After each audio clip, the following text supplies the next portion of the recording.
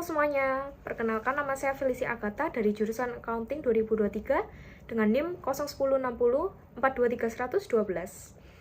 Pada kesempatan kali ini, saya ingin menjelaskan mengenai jurnal, buku besar, neraca saldo, dan juga penerapannya. Sebelum itu, saya ingin menjelaskan mengenai konsep dasar atau teori mengenai jurnal. Jurnal ini adalah semua transaksi keuangan di satu badan perusahaan atau organisasi yang dicatat secara kronologis untuk pendataan. Biasanya di jurnal ini ada jumlah transaksi, nama-nama transaksi, baik yang mempengaruhi atau dipengaruhi, dan juga waktu transaksi berjalan. Biasanya kalau jurnal ini, waktu lama transaksinya itu 1 bulan dicatatnya. Jadi periode per bulan apa gitu. Terus jurnal ini juga media pencatatan terhadap dokumen transaksi atau bukti-bukti pembukuan secara kronologis itu urut waktu. Jadi misalkan periode per Februari itu dicatat secara urut dari tanggal 1, 2, 3 sampai akhir bulan. Nah, karena itu jurnal tuh punya fungsi sebagai catatan saat transaksi itu terjadi. Dia juga pakai aturan debit kredit saat ada yang masuk. Jadi misalkan akun kas itu kalau misalkan bertambah itu di debit, kalau berkurang di kredit. Itu dicatat dalam jurnal. Terus juga akun utang, misalkan dia bertambahnya di kredit, berkurangnya di debit, itu juga dicatat. Dia pakai teori atau aturan debit kredit. Terus jurnal di akuntansi itu ada 2 jenis, ada jurnal umum, ada jurnal khusus. Kalau jurnal umum itu dia jurnal yang dipakai buat nyatet segala jenis transaksi keuangan di satu bisnis pada periode tertentu. Sedangkan kalau jurnal khusus itu jurnal yang dikelompokkan secara khusus sesuai dengan jenis transaksinya. Misalkan seperti jurnal kas masuk, jurnal kas keluar, dan sebagainya. Kalau misalkan jurnal kas masuk, dia kan cuma nyatet transaksi kas yang masuk aja. Misalkan kita menerima pendapatan, atau kita menerima setoran dana, itu dicatatnya di jurnal kas masuk. Gitu juga sebagainya. Terus selanjutnya saya ingin menjelaskan mengenai konsep atau dasar dari buku besar. Kalau buku besar itu kumpulan dari ayat-ayat jurnal yang sesuai dengan penggolongannya yang disusun sistematis, terus juga dikasih kode akun tertentu. Jadi buku besar ini basicnya dia didapatkan datanya dari jurnal umum. Nah, kalau buku besar ini dia tuh dikelompokkan secara akun. Jadi kas sendiri, piutang sendiri, utang sendiri, modal sendiri. Misalkan kas, dia kode akunnya 101. Berarti kas 101 terus tabelnya di bawah di input dari ayat-ayat jurnal yang disesuaikan sesuai dengan penggolongannya. Lalu buku besar ini juga ada jenisnya. Dia dibedakan jadi 2, ada buku besar utama, terus ada juga buku besar pembantu. Kalau buku besar utama itu dia rangkuman catatan dari semua perkiraan yang berdiri sendiri di satu periode tertentu. Isinya bisa kas, modal, persediaan utang, dan piutang. Jadi dia nih kalau buku besar utama dia berdiri sendiri. Kalau kas isinya ya kas aja, piutang aja, utang aja. Sedangkan kalau buku besar pembantu itu tuh berisi daftar rekening secara khusus yang mencatat utang, piutang, usaha secara detail. Lalu yang selanjutnya adalah neraca saldo. Kalau neraca saldo ini dia laporan pembukuan yang berisi saldo akhir dari semua akun buku besar di satu organisasi atau perusahaan. Jadi basicnya neraca saldo ini didapatkan dari buku besar. Jadi dia beruntut gitu loh. Jadi harus habis buat jurnal umum, dia buat buku besar. Habis buat buku besar, dia buat neraca saldo. Neraca saldo datanya dari buku besar. Buku besar datanya dari jurnal umum. Jadi berurutan. Dan neraca saldo ini datanya dari saldo akhir buku besar. Jadi buku besar kan digolongkan berdasarkan akunnya masing-masing. Misalkan akun kas di saldo akhirnya itu 20 juta, ya udah dicatat 20 juta aja di saldo akhir di neraca saldo. Begitu juga dengan akun piutang, utang, itu dicatat saldo akhirnya saja di neraca saldo. Dan neraca saldo ini gunanya buat melihat keseimbangan antara kolom debit kredit pada akhir bulan. Nah, kalau misalkan kolom debit kreditnya ini nggak seimbang atau nggak balance, berarti ada yang salah dengan buku besarnya atau jurnal umumnya. Terus neraca saldo ini juga ada neraca saldo sebelum penyesuaian, sesudah penyesuaian, sama neraca saldo penutup. Kalau misalkan neraca saldo sebelum penyesuaian, itu tuh dibuat setelah seluruh transaksinya tuh dicatat di buku besar buat lihat kalau misalkan ada kesalahan posting di buku besar atau enggak. Kalau misalkan ada kesalahan, berarti kita harus cek buku besar itu lagi. Terus kalau misalkan neraca saldo itu neraca saldo setelah penyesuaian. Dia tuh dibuat setelah akun-akun tertentu tuh disesuaikan. Jadi biar laporan keuangannya tuh bisa menggambarkan kondisi sesungguhnya dari suatu organisasi atau perusahaan ini.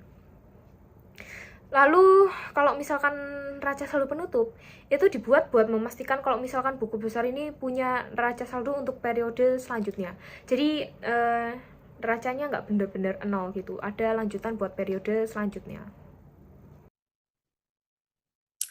Oke, lalu sekarang saya ingin menjelaskan mengenai template Excel yang akan kita pakai dalam membuat jurnal, buku besar, dan neraca saldo. Oke, di sini udah ada COA atau kode akun dari setiap akun-akun yang akan kita pakai nantinya. Ini ada akun bank, COA-nya 101, dan di sini ada gabungan. Kalau misalkan gabungan, kita tinggal pakai rumus concatenate ini aja. Oke, selanjutnya saya ingin menjelaskan mengenai template Excel untuk membuat jurnal, buku besar, dan juga neraca saldo. Nah, di sini kita udah ada COA-nya atau kode akun yang akan kita pakai untuk membuat jurnal umum. Di sini kayak misalkan ada akun kas, COA-nya 101. Nah, ini gabungannya. Kalau gabungan tuh tinggal pakai rumus concatenate ini, tinggal digabungin row sama kolom, kolom yang ada, kas 101 tinggal di sini. Terus pakai koma, petik 2, spasi, petik 2, koma. Nih, bawahnya juga biasanya ngikutin. Nih, concatenate buat gabungan. Sekarang kita bikin jurnal umum. Ini sheets-nya kita ganti judul jurnal umum dulu. Jurnal umum itu biasanya terdiri dari nomor soalnya, terus tanggal transaksinya, akun debitnya, akun kredit, akun kredit, terus COA atau kode akunnya, nominal debitnya, nominal kredit, keterangan, sama akunnya. Nah, kalau akun debit kredit ini kita bisa pakai data validation. Kita blok kira-kira kita sampai mana. Kita blok sampai 40 aja lah ya. Nih, kita pakai ke data, terus data validation.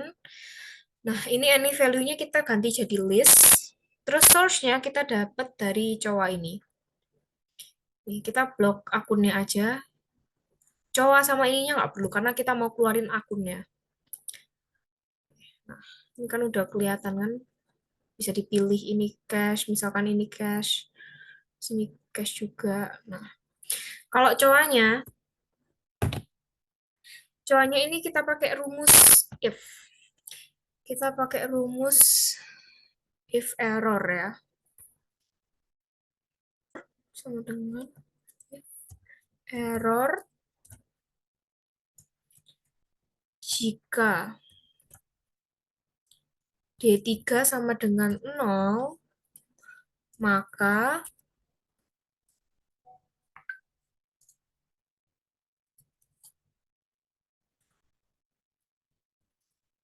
E3,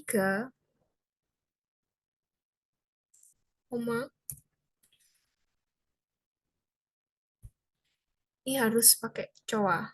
Kita ambil datanya dari COA, kita blok semua kecuali yang di atasnya ini. Nah, kita pakai rumus if ini biar kita tuh dapat uji kondisi dan hasil dari jurnal umum yang bakal kita masukkan transaksinya ya. Jadi bakal kasih hasil true atau false gitu. Nah, kalau pakai if error itu dia buat ngevaluasi kalau misalkan rumus kita tuh ada kesalahan atau enggak. Kalau VLOOKUP ini ya emang ngehubungin aja. Maka gitu. Nah, karena kita mau keluarin COA, kita koma 2, kita tulis false. Kita tulis false karena kita mau hasil yang benar-benar exact match nih. Yang benar-benar valid. Kita tulis 2 karena yang kita mau keluarkan kan COA. Jadi anggapannya akun ini kolom 1, COA ini kolom 2, dan gabungan ini kolom 3. Kita mau keluarin COA, jadi kita tulis kolom 2. Terus kita tutup kurung, koma, look up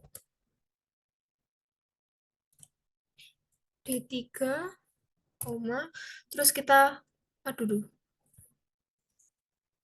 kita copy lagi ini semua, koma, 2, kita kasih false, biar hasilnya benar-benar exact match. Terus kita kurung, kita kasih koma, petik 2.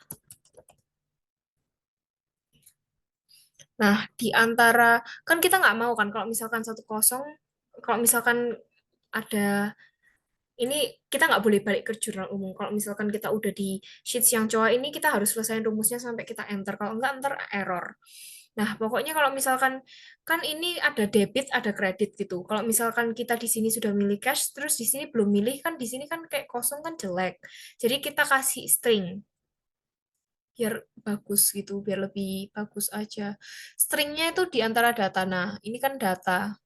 Nih, coba A2 sampai C27. Kita kasih string di antara huruf. Nih, A2. String itu yang kayak dolar ini ya. Kita kasih di sebelum dan sesudah hurufnya. Yang C juga gitu, dolar atau string. Kasih string. Ini juga gitu, string.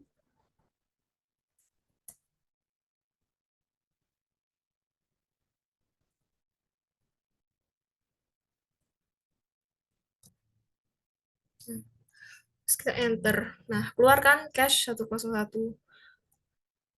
Di drag aja bawah. Misalkan. Nah, ini kan juga udah ada rumusnya walaupun ininya kosong.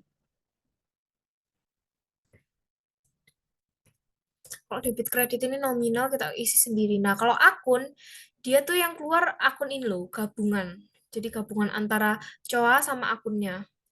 Nah, kalau rumus akun ini, dia sama kayak rumus di COA ini. Kita copy aja rumus ini. Kita masukin ke akun.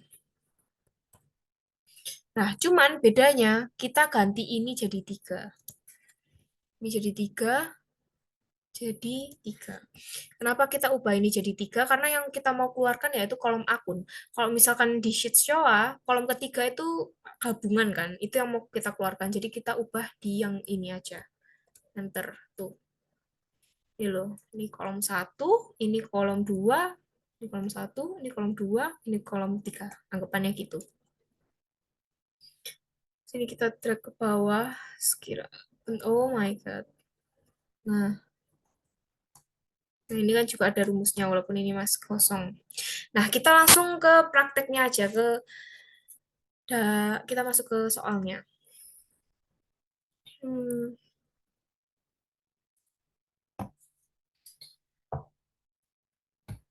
soalnya berbentuk kwitansi dan invoice. Nah, soal nomor 1. Di sini dituliskan surat pernyataan setor modal. Di sini pemilik PT Agatha menyetorkan modal uang tunai untuk memulaikan usaha PT Agatha sebesar 500 juta. Surabaya 1 Februari 2023. Berarti ini setor modal yang pertama. Berarti transaksi yang terjadi di tanggal 1 Februari yaitu kas pada modal. Kenapa kasnya di debit dan modalnya di kredit? Itu dikarenakan kan dia pemilik PT Agatha ini setor modal 500 juta. Kalau setor modal berarti PT Agatha itu menerima dana atau kas. Ini sebesar kan uang tunai. Berarti kasnya bertambah 500 juta. Kas itu bagian dari aset. Aset bertambah di debit. Jadi kasnya bertambah di debit. Kalau untuk di akun kredit itu modalnya bertambah. Nih, modal uang tunai untuk memulai berarti modalnya bertambah 500 juga. Tapi kalau modal dia bertambahnya di kredit. Oleh karena itu, dia transaksinya kas pada modal. Kita balik ke sininya. Kita nomor 1, tanggal 1 Februari 2023. 1 Februari 2023. Ini kas sudah, terus ini modal. Modal tuh share capital nih, ordinary. Nah nih, kalau ini diubah, cowoknya juga jadi berubah kan, ngikuti kolomnya yang ini. Senilai 500 juta. 500 juta.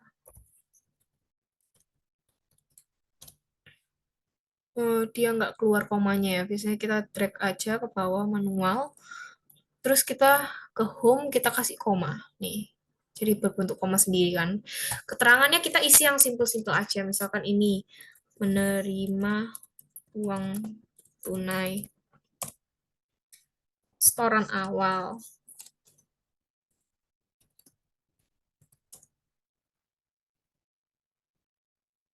Terus selanjutnya kita next ke nomor 2. Di nomor 2, ini M transfer. Kayaknya ini transfer rekening.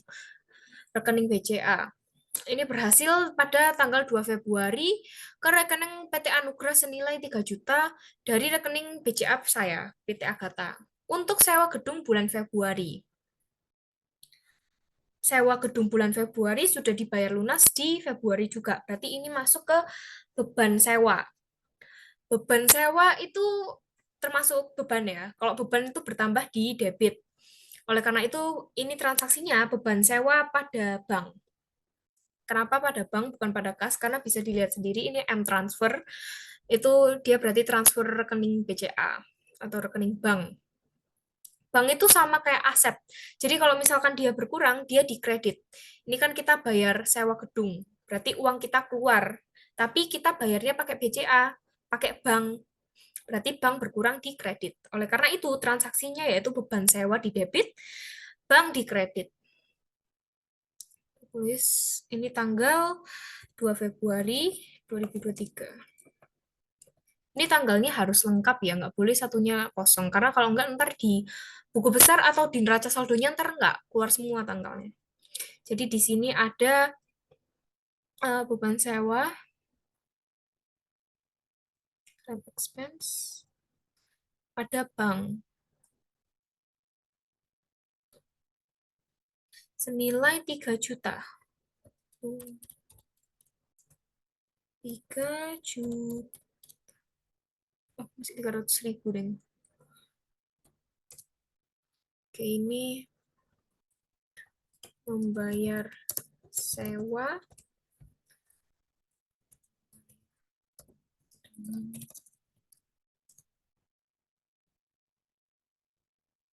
lanjut nomor 3.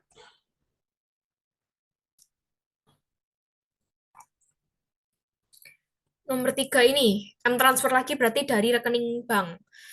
Pada 6 Februari ke rekening PT Anugrah dari rekening BCA PT Agatha, berarti perusahaan saya, untuk membayar beban listrik, telepon, dan air, beban LAT atau beban utilitas. Berarti ini transaksi yang terjadi yaitu beban utilitas pada bank. Sama kayak tadi, ini transaksinya mirip-mirip sama yang di atas tanggal 2 Februari ini. Dia membayar beban. Beban itu kan berarti masuknya kalau misalkan bertambah, dia di debit. Berarti beban bertambah di debit dan bayar beban itu kan pakai rekening, pakai uang. Tapi bedanya kita transfer aja, nggak kayak kas langsung tunai. Jadi banknya berkurang. Bank termasuk tetap dalam aset, jadi dia kalau berkurang di kredit. Jadi ini beban pada bank. Ini tanggal 6 Februari. 6 Februari 2023. Ini beban utilities expense. Sama bank. Senilai 500.000.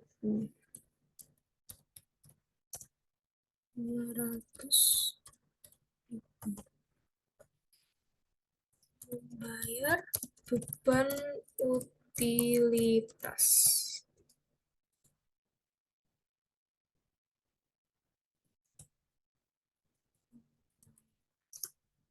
Bank. Terus yang selanjutnya nomor 4. Yang 4 kita dapat kwitansi. Kwitansi pembayaran pada 7 Februari. Terima dari PT Agatha. Berarti saya yang memberikan kwitansi ini pada FA Sumber Makmur ini. Terbilang 10 juta untuk pembayaran jasa angkut. Jasa angkut yang dibayarkan pada 7 Februari. Berarti ini transaksi yang terjadi yaitu kas pada pendapatan. kita terima kwitansi ini dari PT Agatha. Berarti PT FA Sumber Makmur ini dia sudah membayar ke PT Agatha. Makanya PT Agatha memberikan kwitansi pembayaran sebagai tanda bahwa FA Sumber Makmur ini sudah membayari atau melunasi jasa angkut tersebut. Berarti kita terima kas dari FA Sumber Makmur. Kas kita bertambah. Kas itu termasuk dalam aset. Aset kalau bertambah berarti di debit. Nah, pendapatan kita juga otomatis kan bertambah. Tapi kalau pendapatan itu bertambahnya di kredit, bukan di debit. Oleh karena itu, transaksi yang terjadi yaitu kas pada debit dan pendapatan pada kredit. Jadi, yang nomor 4, ini tanggal 7 Februari 2023. Ini kas pada pendapatan service revenue, pendapatan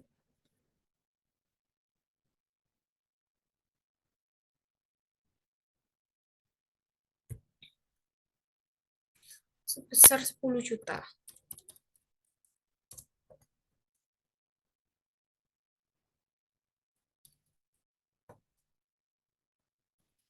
Ini menerima kas.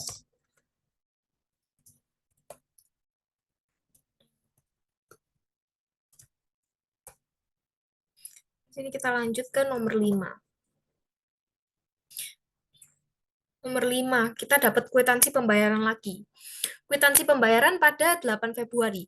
Telah terima dari PT Surya untuk pembayaran pembelian peralatan 5 juta rupiah. Berarti kita terima kwitansi pembayaran dari PT Surya ke PT Agatha. Berarti PT Agatha ini sudah melunasi pembayaran pembelian peralatan pada PT Surya. Lalu PT Surya ini mengirim kwitansi ke PT Agatha sebagai tanda bahwa kita sudah membayar peralatan tersebut. Oke. Berarti 8 Februari ini transaksinya peralatan di debit, kas di kredit. Kenapa gitu? Karena pembelian peralatan, berarti peralatan kita otomatis bertambah dong. Peralatan itu bagian dari aset. Aset bertambah di debit, seperti yang saya bilang tadi. Berarti peralatannya di debit. Nah, karena kita sudah melunasi, kita kan dapat kwitansi kan. Berarti kita sudah melunasi, berarti artinya kas kita berkurang untuk membayar peralatan tersebut. Kas itu masuk aset, aset berkurang itu di kredit. Oleh karena itu, transaksinya jadi peralatan pada kas. Oke, di sini tanggal 8 Februari.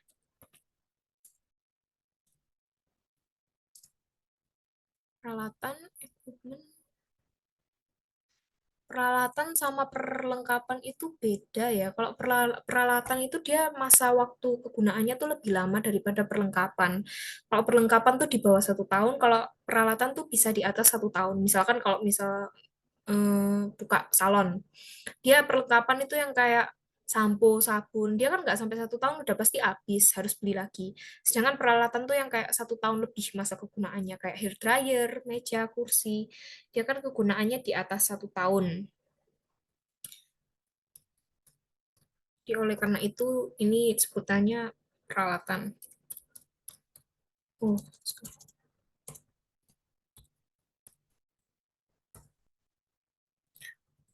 beli.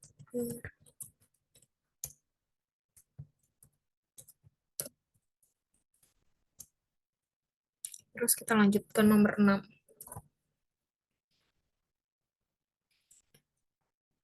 Nomor 6, kita dapat slip gaji. Slip gaji. Ini slip gajinya PT Agatha. Membayar gaji ke Pak Agus Susanto sebesar 9 juta pada tanggal 12 Februari 2023 sebagai dibayarkan manajer operasional. Berarti kalau misalkan ini slip gaji itu transaksinya yaitu beban gaji pada kas. Beban gaji di sini karena kita membayar gaji, bebannya di debit. Beban kalau bertambah itu kan di debit. Terus kalau misalkan kas berkurang itu di kredit. Kas berkurang dong otomatis karena kan kita sudah bayar gaji. Bayar gaji pakai uang, uangnya berkurang, berarti berkurangnya di kredit karena kas itu aset. Jadi ini tanggal 12 Februari.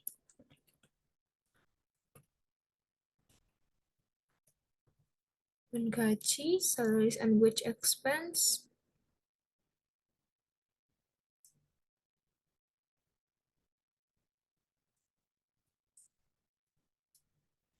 sama kas sebesar 9 juta.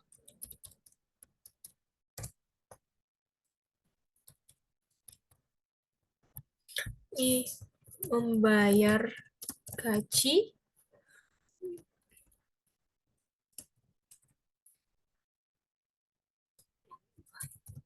ibu terus ya. Membayar tunai. Kita lanjut ke nomor 7.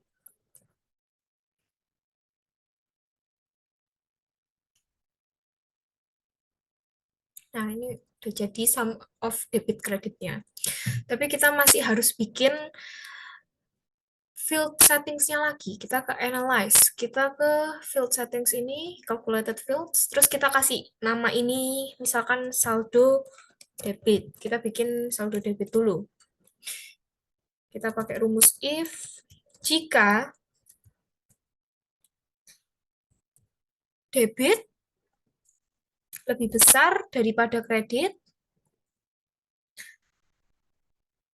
maka debit dikurangi kredit. Mana tutup ini. Oke. Nah, kita ada saldo debit, kita otomatis kecentang. Nah, saldo debit udah, berarti kita bikin satu lagi. Calculated field, ini kita namain aja saldo kredit ya. Saldo kredit. Kalau saldo kredit sama, cuman kita dibalik. Kita jika kreditnya lebih besar daripada debit, maka kreditnya dikurangi debit. 0,0. Gini. Oke. Nah, ini kita nggak pakai sum of debit kreditnya, tapi kita sum of saldo debit kreditnya. Ini kita bisa hide aja. Hide. Nah, cuman kalau di sini kita grand totalnya kita harus hitung sendiri. Ini kita tulis lagi grand total. Kita kasih sum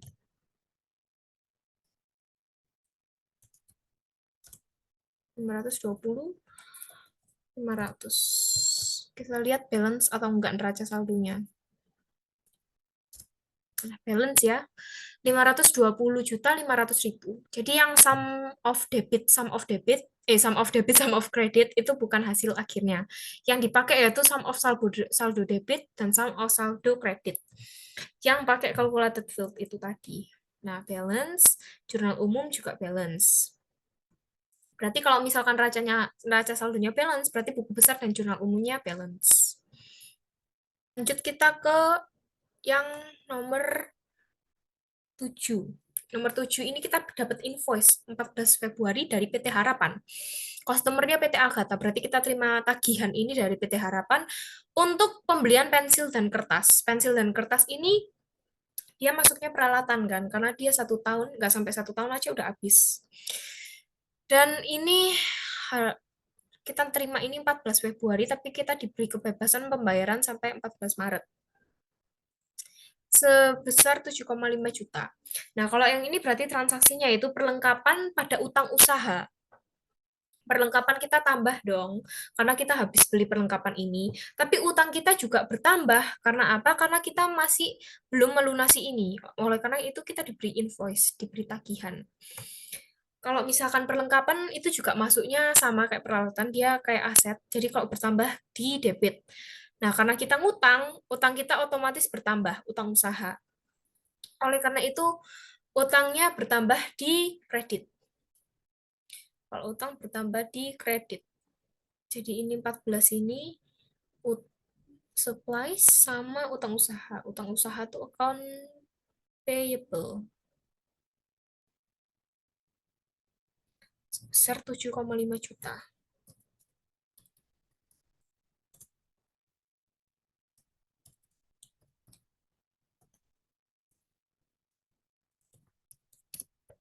Perlengkapan.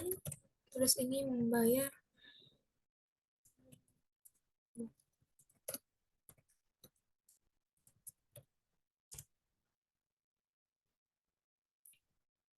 terus ini kita next ke nomor 8. Nomor 8 ini kwitansi pembayaran. Kita dapat di tanggal 15 Februari. 15 Februari ini kita terima dari Toko Harapan sebesar 7.500.000 untuk pembayaran utang usaha. Oke, kayaknya ini membayari invoice yang ini ya. Terima dari Toko Harapan untuk pembayaran utang usaha. Berarti ini transaksinya yaitu utang usaha pada kas. Karena ini utangnya udah dilunasin dong, berarti utang berkurang kalau sudah kita lunasin. Utang berkurang itu di debit. Terus kas. Kas kita berkurang dong, karena kita bayar utang tersebut. Kalau bayar utang berarti mengurangi kas. Kas berkurang di kredit. Jadi transaksinya yaitu utang usaha pada kas. Jadi ini tanggal 15 Februari.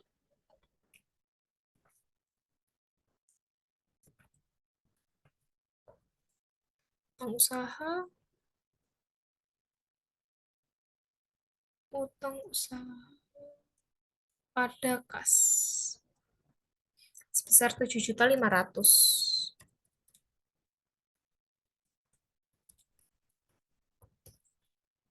Melunasi hutang dan melunasi tunai.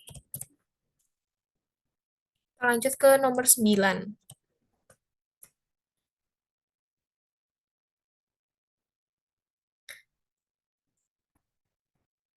Nomor 9 ini kwitansi pembayaran lagi tanggal 16 Februari. Kita terima ini dari PD Sukma Besar, terbilang 30 juta rupiah untuk sewa kendaraan bulan Maret. Kita dapat kwitansi ini 16 Februari. Kita sudah bayar sewa kendaraan ini bulan Februari, padahal sewa kendaraan ini masih kita pakai di bulan Maret kepada PD Sukma Besar. Berarti ini transaksi yang terjadi, yaitu sewa dibayar di muka pada kas. Kita sudah membayar bulan Februari, padahal kita pakainya masih Maret. Berarti itu sewanya kita dibayar duluan, dibayar di muka. Sewa dibayar di muka itu berarti bertambah, karena dia bagian dari aset ya. Itu bertambah di debit. Sedangkan kalau kas 16 Februari itu berkurang, karena kita kan bayar sewa kendaraan. Kas itu berkurang di kredit, karena kas bagian dari aset. Jadi sewa dibayar di muka pada kas. Ini tanggal 16 Februari.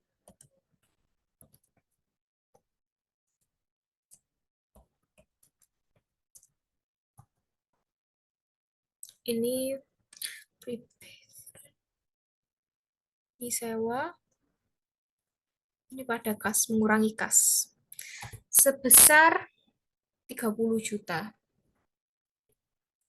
30 juta. Ini membayar sewa dibayar bukan membayar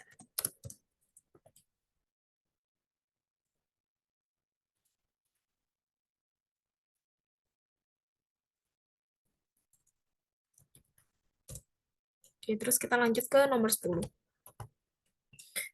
Nomor 10 ini transaksinya pada 17 Februari dan kita terima invoice kali ini. Bukan kita terima, kita yang bikin invoice ke PT Halilintar atas jasa angkut sebesar 5 juta yang dilakukan pada 17 Februari. Kalau kayak gini berarti yang 17 Februari ini termasuk piutang pada pendapatan. Kenapa piutang? Karena kita memberikan tagihan. Itu di situ bedanya piutang dengan utang. Kalau piutang itu orang lain yang memiliki kewajiban atau utang pada kita. Jadi kita yang berhak menagih ke orang itu. Itu namanya kita punya piutang. Tapi kalau utang itu kita yang memiliki kewajiban atau berhutang kepada orang lain. Jadi orang lain berhak menagih kepada kita. Itu namanya utang. Nah, di sini kita customer-nya kan PT Halilintar. PT Halilintar menerima invoice dari kita. Berarti di sini kita yang memiliki piutang dong, kita yang berhak menagih ke PT Halilintar. Oleh karena itu transaksinya piutang di debit. Piutang bertambah di debit. Nah, untuk transaksi atau perubahan kreditnya itu 17 Februari ini pendapatannya bertambah. Ini dia sudah terima 5 juta, kita bisa catat sebagai pendapatan. Kalau pendapatan bertambah itu di kredit. Jadi yang 17 Februari ini piutang pada pendapatan.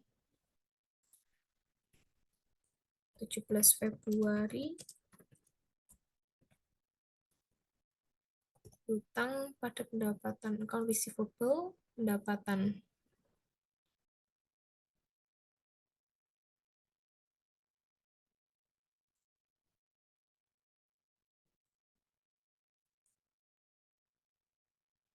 Sebesar 5 juta.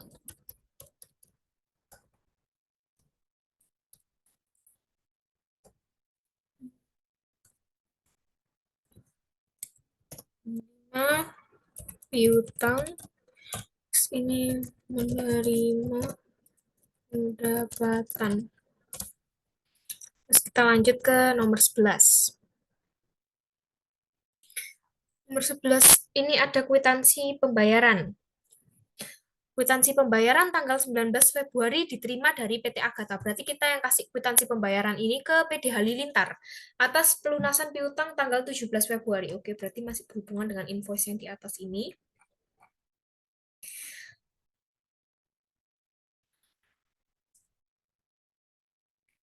Dia terima 5 juta dari kita terima 5 juta dari PD Halilintar atas pelunasan piutang. Berarti piutang kita berkurang dong karena PD Halilintar ini sudah melunasi piutangnya. Kalau piutang berkurang itu dia masuknya di kredit. Kas kita otomatis bertambah karena dia sudah melunasi hutangnya kepada kita, otomatis kas kita bertambah. Kas masuk dalam aset, jadi aset bertambah di debit. Jadi yang transaksi 19 Februari ini kas pada piutang. Ini tanggal 19 Februari.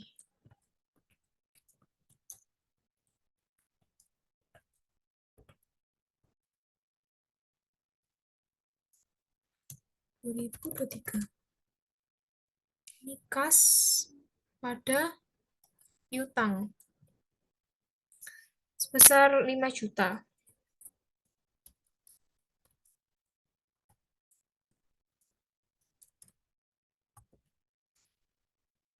Penerima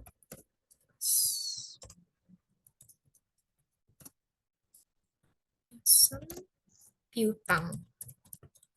Kayak gini ya. Selanjutnya soal nomor 12.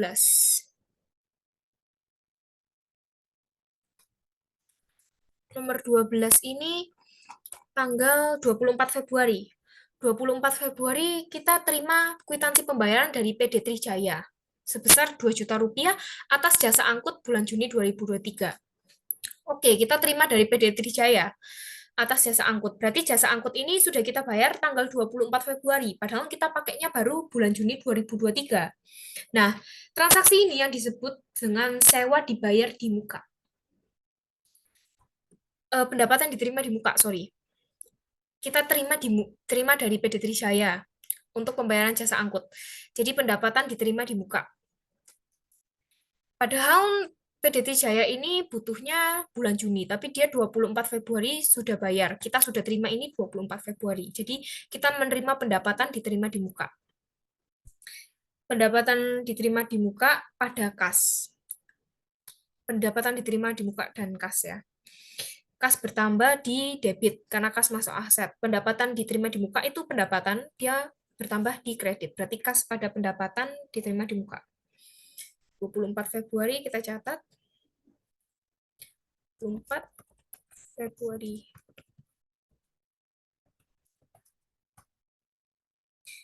Kas kita bertambah, aset, terus pendapatan diterima di muka. Pendapatan diterima di muka tuh unearned service revenue. Sebesar 2 juta.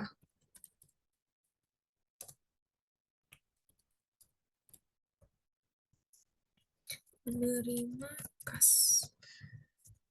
Menerima pendapatan diterima di muka. Terus nomor 13 atau nomor yang terakhir. Nomor 13. Oke, ini prive kayaknya ya. Ini privenya PT Agatha. Tanda terima uang. Hari ini tanggal 29 Februari diterima uang 400.000 oleh Ibu Felicia Agatha. Di sini saya sebagai pemilik PT Agatha sendiri ya berarti. Sekaligus pemilik PT Agatha untuk pengambilan uang untuk kepentingan pribadi. Kepentingan pribadi itu namanya sebutannya prive. Prive bertambah di debit. Sedangkan kas kita berkurang, kas perusahaan ya yang berkurang, kas perusahaan masuk aset berkurang di kredit. Jadi prevenya bertambah, tapi karena kasnya diambil, dia berkurang. Jadi di kredit. Jadi transaksi tanggal 29 November ini prive pada kas. Kita tulis 29 November 29 Februari.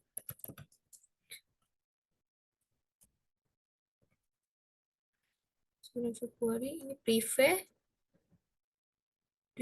pada kas sebesar 400.000.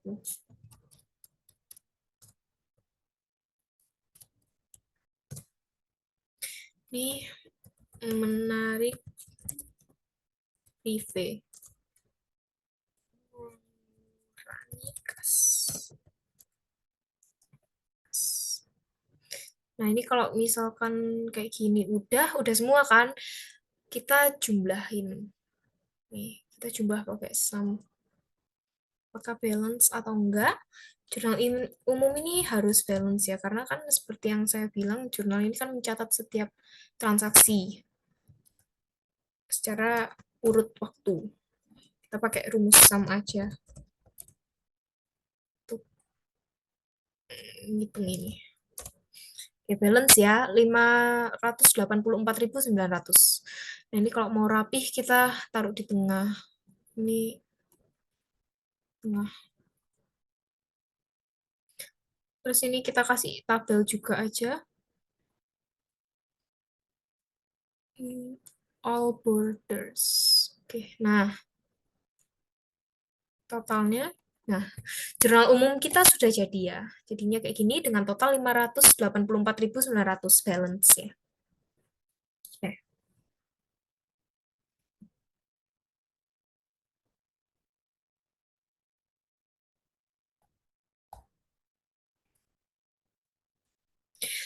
Nah, sekarang kita mau bikin buku besar. Habis bikin jurnal umum, kita bikin buku besar kan.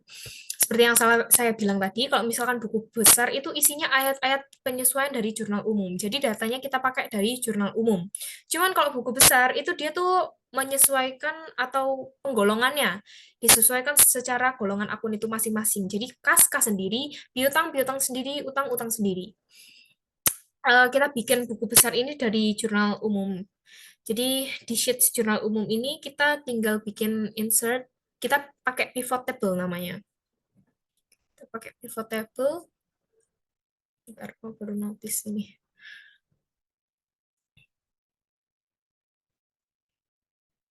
Pivot table kita ini worksheet ya. Nih.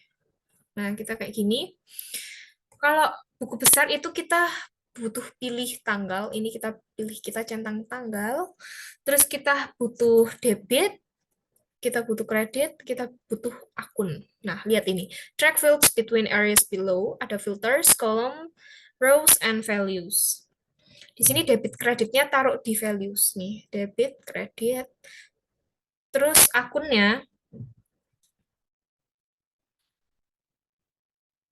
taruh di filter. Nah, ini count kan, masih count. Kalau count itu dia nyatet jumlahnya. Kita nggak mau jumlahnya, kita mau nominalnya. Jadi kita pencet ini, values field settings, kita ubah jadi sum. Nih, sum of debit. Kreditnya juga gitu. Valid field setting, sum. Oke. Nah, debit ini harus ada di kredit ya, karena kita kan mau debitnya di kiri, kreditnya di kanan. Nah, kalau misalkan kita pindah ke atas ini, nih, kreditnya jadi di kiri, debitnya jadi di kanan. Jadi kita harus usahain values-nya debitnya di atas. Kayak gini ya. Ini buku besar. Nah, terus kita ada satu akun lagi yang mencatat perubahan akun debit kreditnya. Kita ke analyze ini, kita ke field items and set, calculated field, terus kita coba namain ininya saldo aja deh, saldo. Formulanya, kita pakai if. Jika debit lebih besar dari kredit, maka debit dikurangi kredit. Begitu juga sebaliknya, kredit dikurangi debit. Kurung tutup. Terus oke. Kita centang saldo juga. Saldonya 0. Terus habis itu kita pilih, kalau buku besar kan digolongkan sesuai akun-akunnya, penggolongannya masing-masing. Nah, ini kita nggak boleh all, kita pilih satu akun. Misalkan kita pilih akun kas. Nih, dia terpampang di sini. Dia sesuai urut tanggalnya. Row labels. Lalu, kita tinggal kopas aja sampai ini tersedia semua penggolongan akun. Habis kas, bank. Tuh, tersedia kan? Terus kopas lagi, habis bank, account receivable atau piutang. Terus ini kopas lagi, supplies. Habis supplies,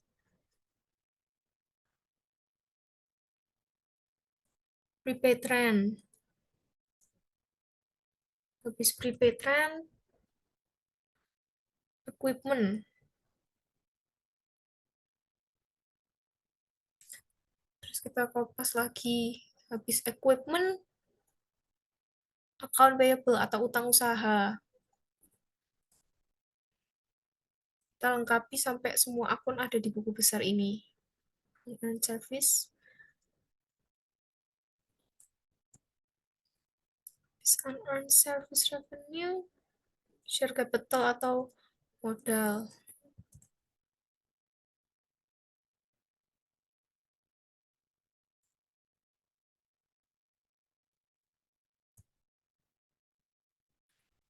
Prive ini service revenue,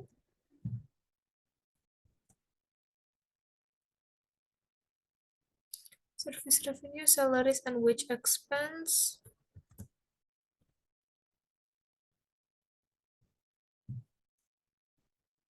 Udah salaries. Berarti ini rent expense. Terus yang terakhir, utilities expense. Udah jadi buku besarnya. Jadi ini sum of saldo. Nih kayak gini. Sama kan kalau misalkan bikin di manual di buku, cuman bedanya ini lebih gampang aja, lebih sat-set. Terus kita angkanya. Kita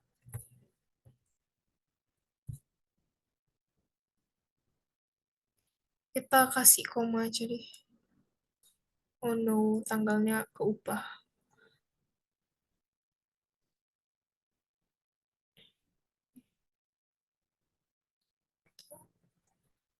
Oke, terus ini juga kita ubah jadiin koma. Nih, kalau misalkan ada pagar gini berarti dia tempatnya nggak cukup, bukan error. Oke, ini udah. Nah, buku besar udah jadi.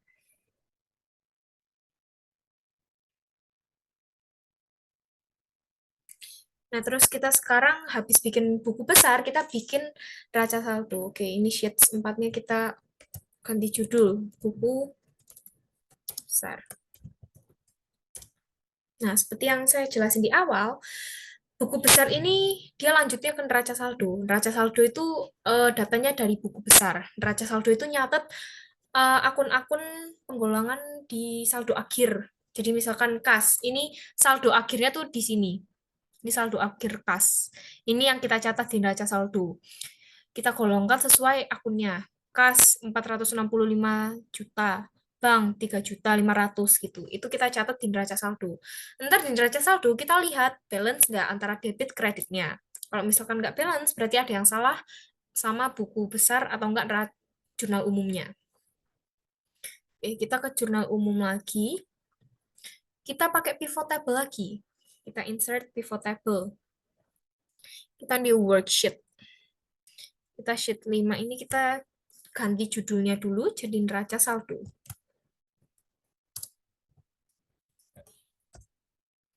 Nah, kalau neraca saldo, itu yang dipilih tuh ada debit, kredit, akun. Debit dan kredit ada di value. Kita pindah di value. Terus akunnya di row tetap. Nah, values-nya ini jangan lupa, kita kan nggak mau count, kan itu kan kayak menghitung jumlah transaksi yang ada. Kita maunya nominal. Jadi, kita ubah ke value field setting, kita ubah jadi sum. Ini juga kita ubah value field setting jadi sum. Nah ini bentar lagi jadi nih. Nggak usah. Udah.